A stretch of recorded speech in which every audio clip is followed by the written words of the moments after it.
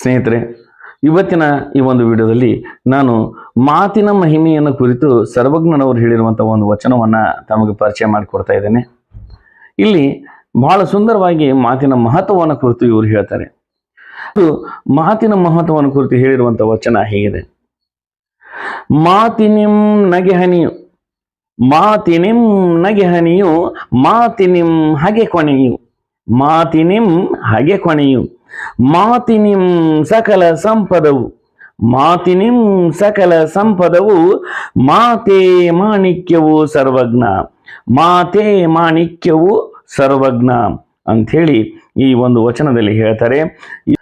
ಈ ಮಾತಿನಲ್ಲಿ ಎಂಥ ಒಂದು ಅದ್ಭುತವಾದಂತಹ ಶಕ್ತಿ ಇದೆ ಅಂತಂದ್ರೆ, ಇದು ಮಾತನ್ನು ಮಾತಾಡೋದ್ರ ಮೂಲಕ ಜನರಲ್ಲಿ ನಾವು ನಗೆಯನ್ನು ಹುಟ್ಟಿಸುವಂತಹ ಒಂದು ಶಕ್ತಿ ಈ ಮಾತಿಗಿದೆ.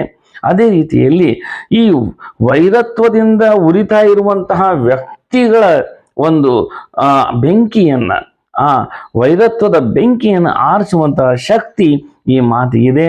ಅಷ್ಟೇ ಅಲ್ಲದೇ ನಮ್ಮ ಎಲ್ಲ ಸಿದ್ಧಿಗಳನ್ನು ಪಡ್ಕೋಬೇಕಾದ್ರೆ, ಏನಾದರೂ ಒಂದು ಸಾಧನೆಯನ್ನು ನಾವು ಮಾಡಬೇಕಾದ್ರೆ ಅಲ್ಲಿ ಆ ಸಾಧನೆಯ ಹಾದಿಯಲ್ಲಿ ಮಾತು ಅನ್ನುವಂಥದ್ದು ಮಹತ್ವ ಪಾತ್ರವನ್ನು ಅದು ವಹಿಸ್ತದೆ.